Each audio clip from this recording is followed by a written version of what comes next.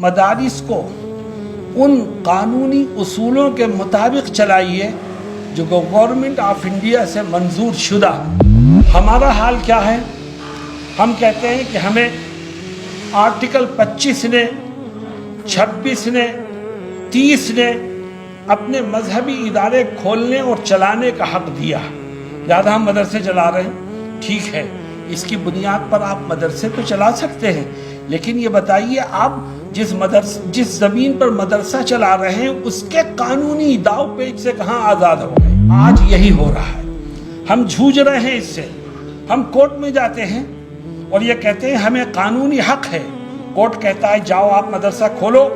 کس نے بند کیا؟ کسی کو صرف مانیتا نہ ہونے کی بنیاد پر کوئی مدرسے پر تالا نہیں لگا سکتا۔ مدرسہ کھل گیا تو دوسرا لیٹر آتا ہے کہ آپ کی زمین کس کے نام ہے، آپ نے بلڈنگ کس کی اجازت اور منظوری سے بنائی ہے، آپ بچوں کو جن کمروں میں رکھتے ہو ان میں وہ سویدھا ہے کہ نہیں جو ضروری اور لازمی ہے۔ اب پھر پھنستے ہیں مدرسے میں۔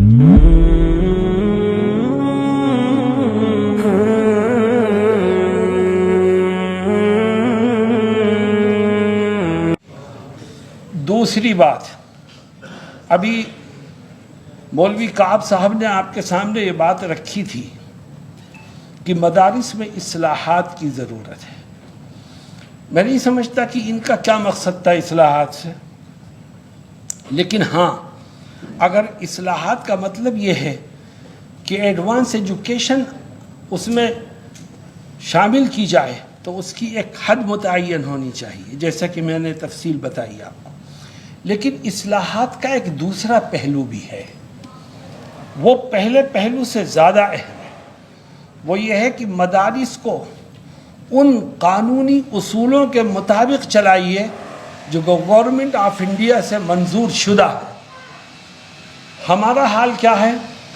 ہم کہتے ہیں کہ ہمیں آرٹیکل 25 نے، 26 نے، 30 نے اپنے مذہبی ادارے کھولنے اور چلانے کا حق دیا، لہذا ہم مدرسے چلا رہے ہیں۔ ٹھیک ہے، اس کی بنیاد پر آپ مدرسے تو چلا سکتے ہیں، لیکن یہ بتائیے آپ جس زمین پر مدرسہ چلا رہے ہیں اس کے قانونی داؤ پیچ سے کہاں آزاد ہو گئے؟ آپ نے بلڈنگ بنائی ہے تو بلڈنگ کے جو قانون ہے اس سے آپ آزاد کہاں سے ہو گئے؟ آپ بچوں کو رکھ رہے ہیں تو بچوں کی جو ہاسٹل ہے اس کے جو قوانین ہے اس سے کہاں آزاد ہو گئے؟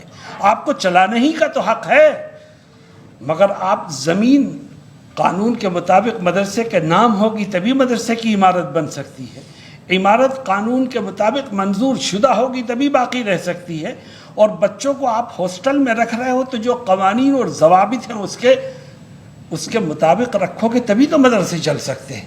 آج یہی ہو رہا ہے، ہم جھوج رہے ہیں اس سے۔ ہم کورٹ میں جاتے ہیں اور یہ کہتے ہیں ہمیں قانونی حق ہے، کورٹ کہتا ہے جاؤ آپ مدرسہ کھولو۔ کس نے بند کیا؟ کسی کو صرف مانیتا نہ ہونے کی بنیاد پر کوئی مدرسے پر تالا نہیں لگا سکتا۔ مدرسہ کھل گیا تو دوسرا لیٹر آتا ہے کہ آپ کی زمین کس کے نام ہے، آپ نے بلڈنگ کس کی اجازت اور منظوری سے بنائی ہے، آپ بچوں کو جن کمروں میں رکھتے ہو ان میں وہ سویدھا ہے کہ نہیں جو ضروری اور لازمی ہے۔ اب پھر پھنستے ہیں مدرسے والے۔ اس لیے جمعیت علماء اتر پردیش نے حضرت صدر محترم مولانا ارشد مدنی کی منظوری اور اجازت سے، مشورے سے یہ طے کیا ہے کہ ہم یو پی میں ایک مدرسہ بورڈ بناتے ہیں اور ان مدرسوں سے کہیں گے کہ آپ جمعیت کے اس بورڈ سے جڑیں، اور اس بورڈ سے جو جڑے گا اس کو ان اصولوں کو پورے طور پر اور ان نارمز کو پورے طور پر اپنے ہاں نافذ کرنا ہوگا جو قانونی طور پر ضروری ہے، تو اس سے آپ کے بچنے کی راہیں کھلیں گی۔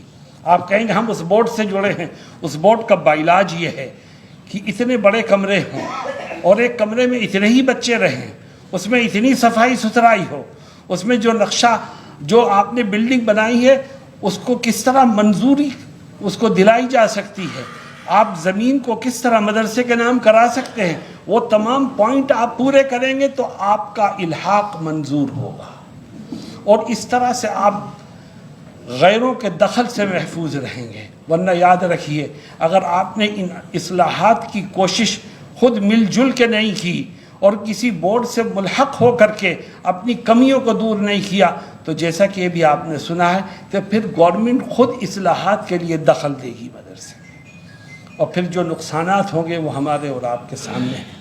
اس لیے میں درخواست کروں گا اہل مدارس سے کہ آئین اور دستور کی حدود میں رہ کر کے ہمیں اپنے کاموں کو انجام دینا چاہیے۔ صرف یہ آواز نہیں لگانی چاہیے کہ ہمیں آئینی طور پر اپنے مدرسوں کو کھولنے اور چلانے کا حق ہے، یہ حق ہے آپ کے پاس، لیکن دوسرے اصول جو ہے ان کو نظر انداز کر کے آپ مدرسے چلانے میں کامیاب نہیں ہو سکتے۔